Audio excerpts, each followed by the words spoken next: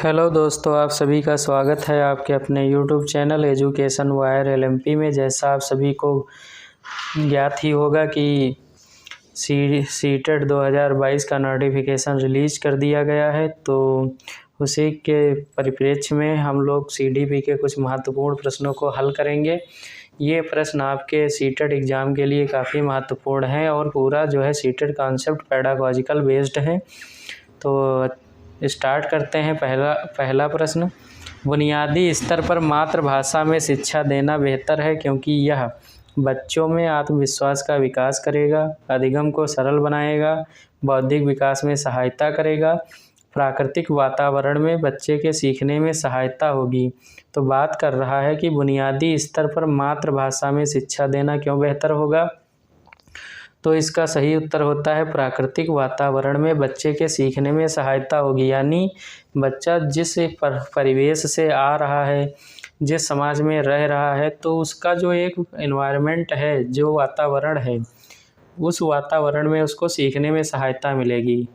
या कभी कभी ऐसा होता है कि बच्चे दूसरे माहौल में या दूसरी भाषा या में समझ नहीं पाते अच्छी से, तो उनको उनकी ही मातृभाषा में हम सिखाते हैं, तो वो चीज़ें वो बेहतर तरीके से सीख जाते हैं।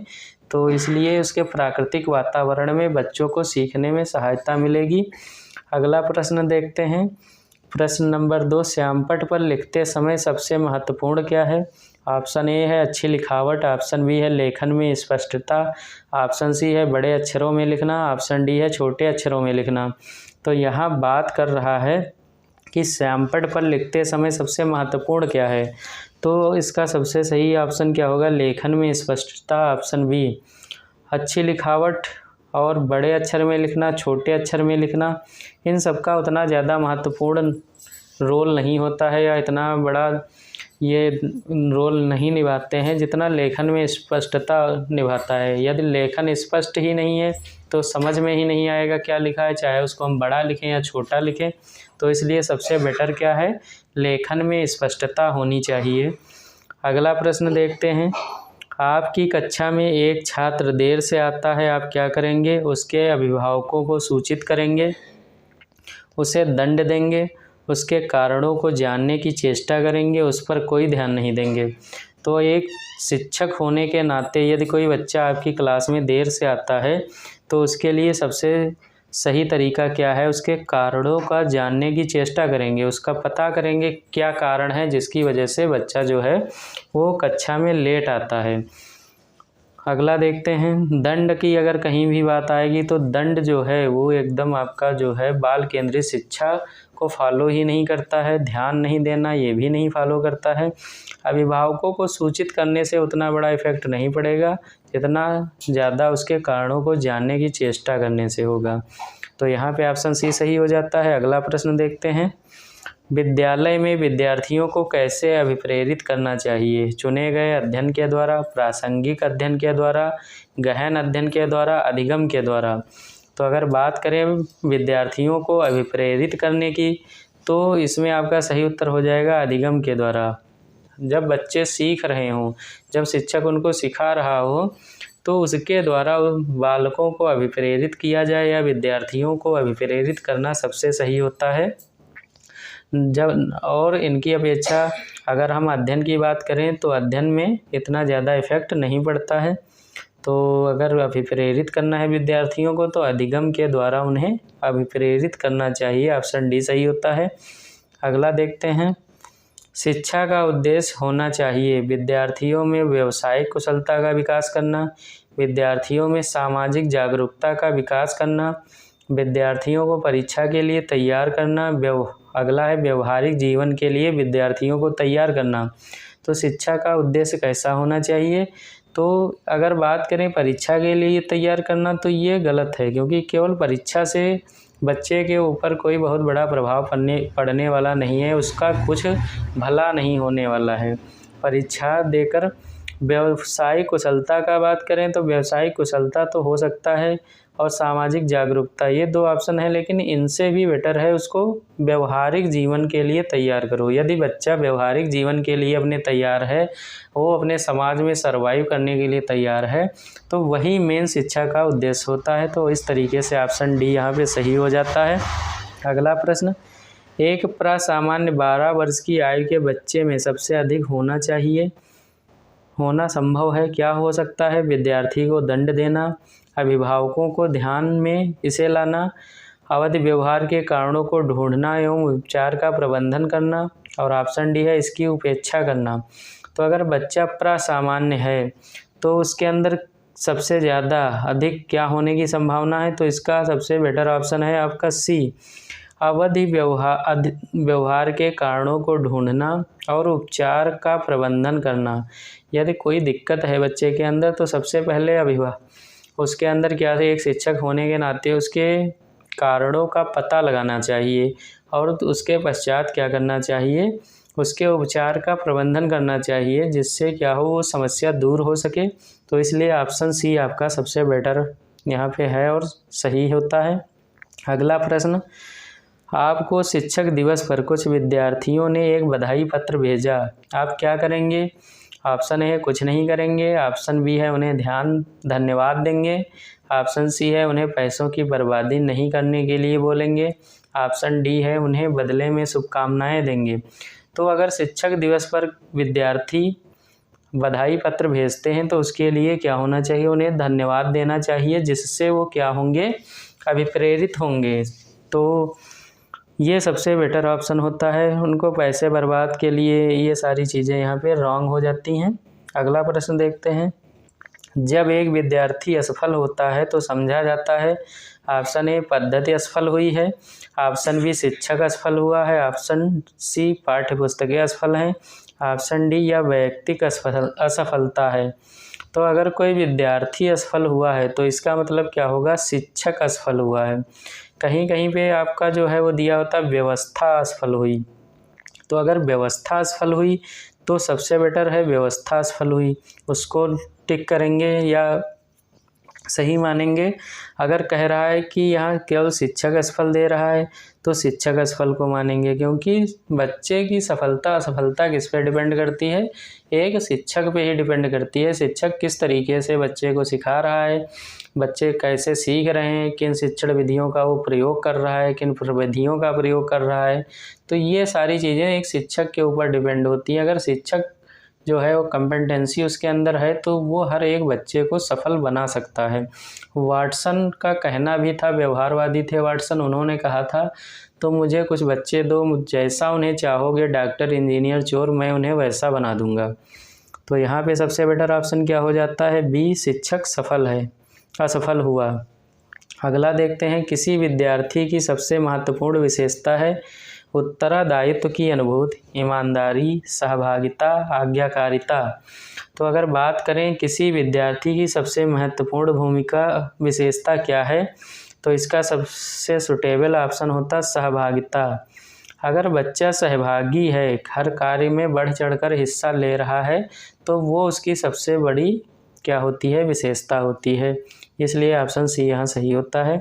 अगला प्रश्न देखते हैं, आप किसी कक्षा में पाठ पढ़ाते हैं और एक विद्यार्थी विषय से असंबद्ध प्रश्न पूछता है, आप क्या करेंगे? यानी कह रहा है कि यदि आप पाठ पढ़ा रहे हैं और बच्चा आपसे ऐसा प्रश्न पूछता है जिसका उस पाठ से कोई संबंध नहीं है या उस परिचर्चा से कोई संबंध नहीं है, तो आप उसके प्रश्न के लिए क्या करेंगे?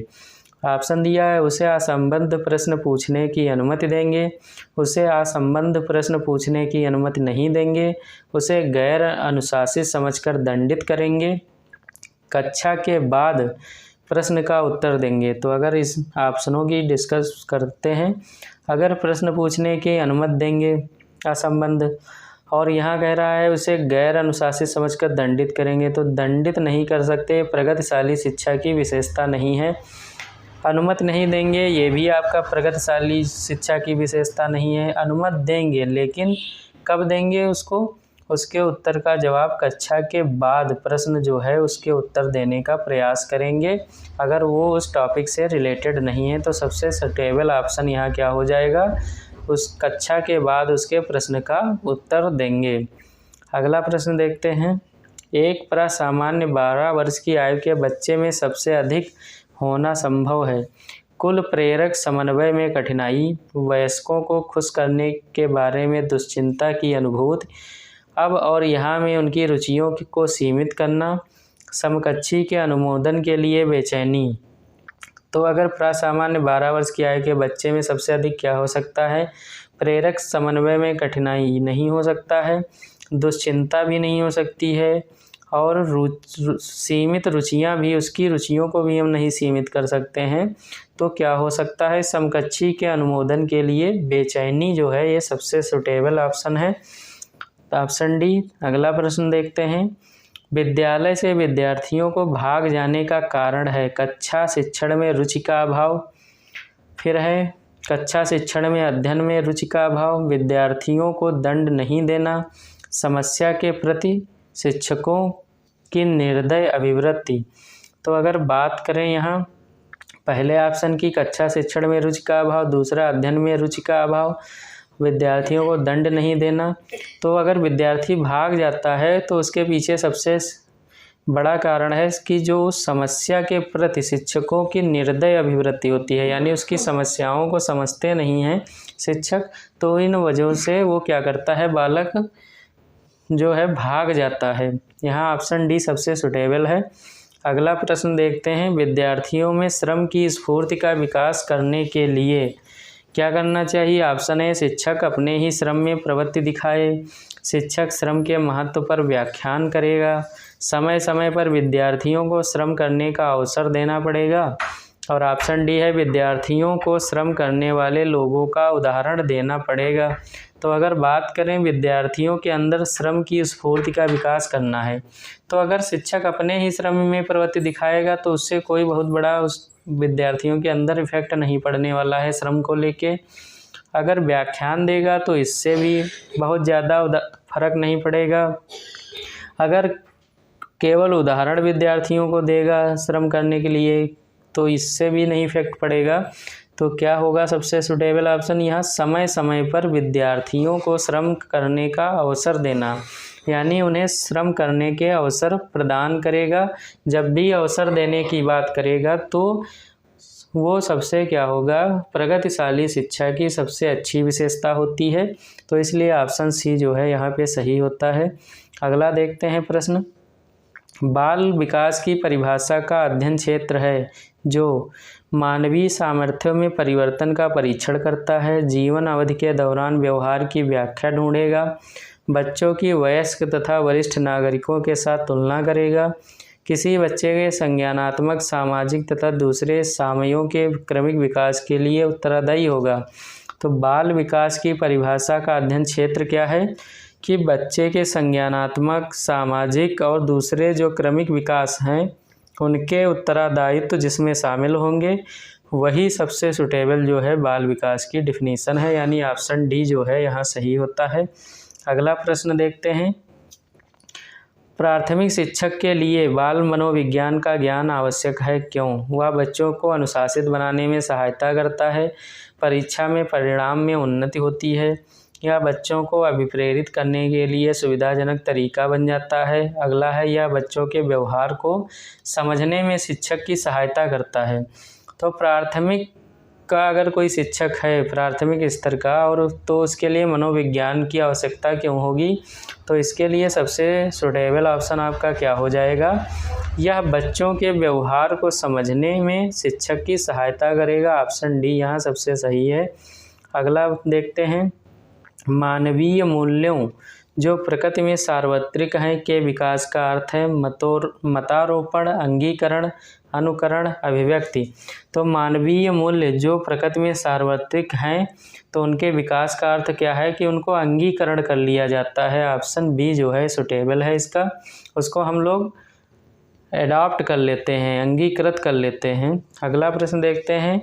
अपने विद्यार्थियों को समझने के लिए एक शिक्षक में अच्छी जानकारी होना चाहिए। किसकी? बाल मनोविज्ञान की, बच्चों को समझने की प्रवृत्ति की, विषय वस्तु के प्रति विद्यार्थियों के मत की और उपरोक्त सभी की। तो यहाँ अगर बात करें कि विद्यार्थियों को समझने के लिए शिक्षक में किसकी जानकारी होनी चाहिए, तो बाल मनोविज्ञान की तो होनी ही चाहिए, सबसे ज़रूरी है। बच्चों को समझने की प्रवृत्ति भी उसके अंदर होनी चाहिए और उनके जो मत हैं उनको जानने के भी आवश्यकता होती है, यानी उपरोक्त सभी यहाँ सही होता है।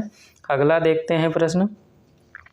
निम्न में से किस स्तर पर बच्चे अपने समकक्षी वर्ग की सक्रिय सदस्य बनते हैं? किशोरावस्था, वयस्कावस्था, प्राक बाल्यावस्था और बाल्यावस्था।